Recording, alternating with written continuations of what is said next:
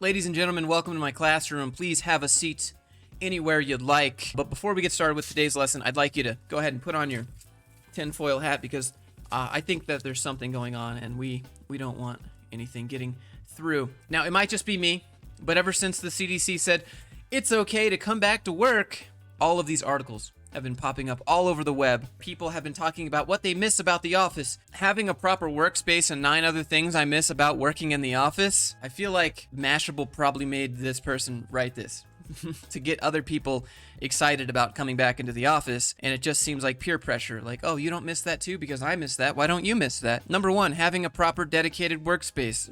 Being able to move around in a large space. I feel like you could just go outside and move around in a large space like that. It's a whole lot easier to talk to colleagues.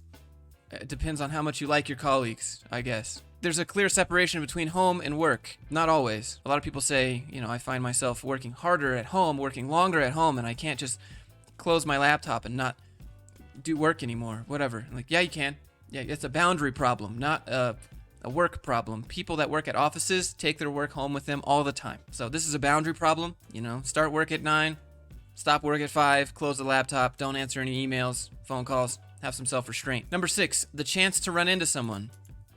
I rather just, that sounds, as an introvert, that doesn't sound fun. Number 7, work lunches. I don't know. I feel like this is how you gain weight. You end up going out to eat, spending more money than you should. You should have brought your lunch to work, but you didn't. So now you're going out to eat again, and it's getting expensive, and I really need to start bringing my own food to work. Lunch at home means you're alone. No, it doesn't. That doesn't mean that at all. Go have lunch with the people that you live with. Go have lunch with your other friends working at home. It doesn't mean that you have to be alone. Number 8, way less distractions at the office. Now, I, for one, think it is, in fact, the opposite. Less distractions at the office. I feel like there's more. People walking by, HR lady microwaving fish. I feel like the only type of fish that should be allowed in the workplace is goldfish and nothing else. I mean, there's tons of distractions. Number 9, the fact that you can see everyone around you working, which boosts motivation. I don't know about you. If I see other people working, that doesn't really motivate me to work. It's just like good for you, I guess. I mean, they're probably not even working. They're probably just looking like they're working. I'm sure most of us. Number 10, the commute to the office. This may sound silly, but I miss driving to work. Let's break that sentence down. This may sound silly, but I miss spending gas money. Though I have the privilege of living only 10 minutes away from the office. Is that a privilege? Is that really a privilege? The morning drive is my designated alone time. It's when I gather my thoughts and prepare myself for the busy day ahead.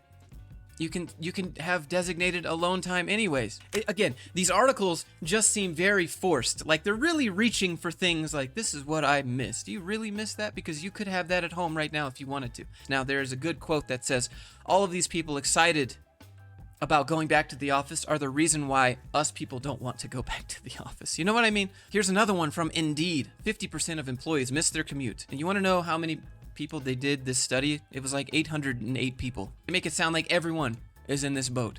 5 things people miss most about the office. 50% miss their commute. I feel like that's just not true. I feel like 50% of the people miss the time they had to themselves during the commute, not the actual commute.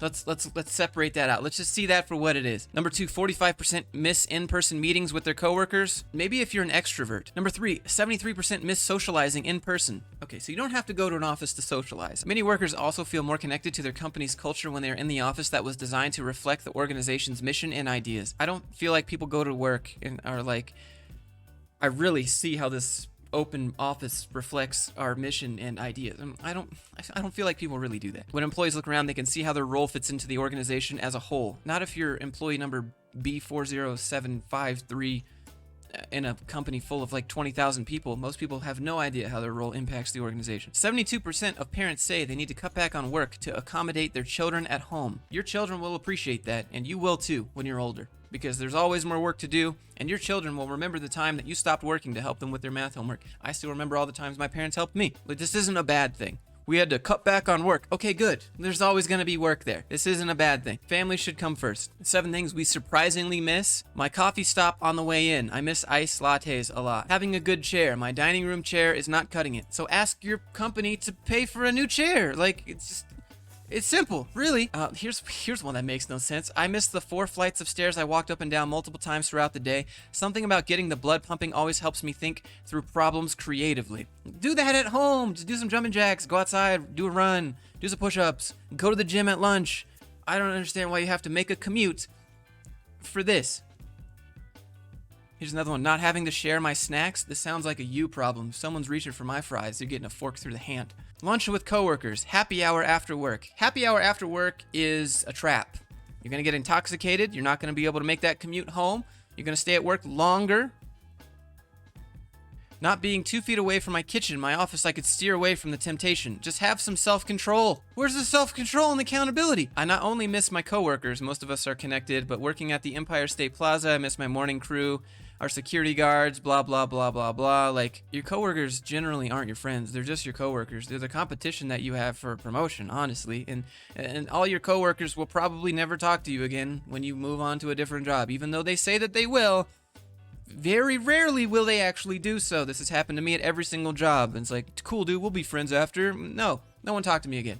Ever. So I just don't understand why. I miss all my coworkers, bro. I miss my friends. I miss my family. I miss my dogs. I don't miss my coworkers unless we're friends. And if your coworkers are your friends, why go to the office and hang out? Just go hang out wherever you want.